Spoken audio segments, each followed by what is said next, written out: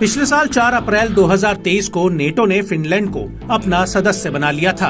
ये फैसला यूरोप पर यूक्रेन युद्ध के खतरे को देखते हुए लिया गया था।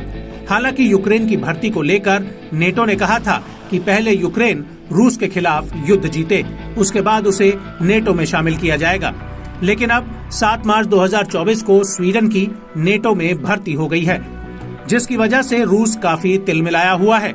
स्वीडन के नेटो में आने से नेटो की सेना रूस के और करीब आ गई है और नेटो के विस्तार को लेकर पुतिन लगातार चेतावनी देते आ रहे हैं।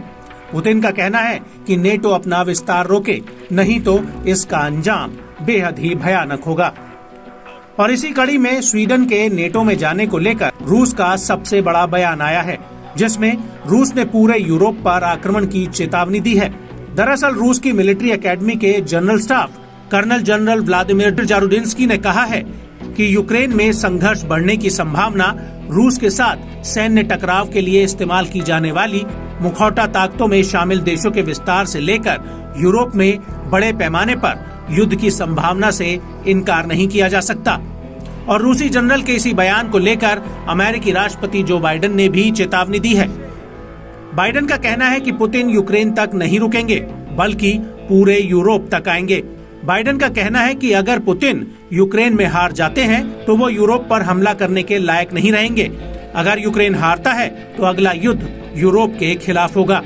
बाइडेन का कहना है कि अमेरिकी संसद को यूक्रेन का 61 अरब डॉलर का मिलिट्री पैकेज जल्द से जल्द पारित करना चाहिए, जिससे वो यूक्रेन का सामना कर पाए। Overseas, Putin of Russia is on the march, invading Ukraine and sowing chaos throughout Europe and beyond. If anybody in this room thinks Putin will stop at Ukraine, I assure you he will not.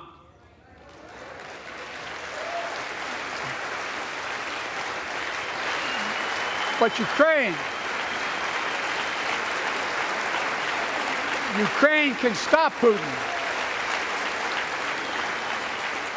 Ukraine can stop Putin if we stand with Ukraine and provide the weapons that it needs to defend itself.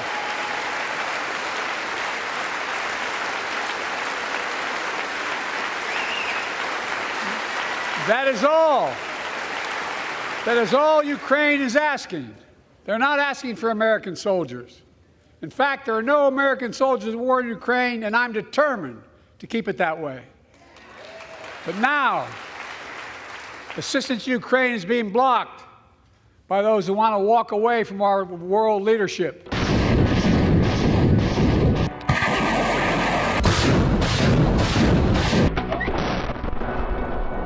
आपको बता दें कि बीते दिनों रूसी सेना ने Ukraine के अवदिव्का शहर पर कब्जा कर लिया था।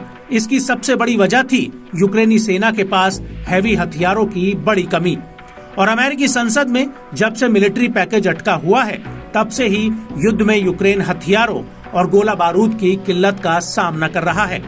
वहीं अमेरिका की विपक्षी पार्टी की अगुवाई करने वाले पूर्व राष्ट्रपति डोनाल्ड ट्रंप कह रहे हैं कि वो राष्ट्रपति बनने के बाद यूक्रेन को फंडिंग नहीं देंगे और उनकी पार्टी अमेरिकी संसद में यूक्रेन मिलिट्री पैकेज को पास नहीं होने दे रही है।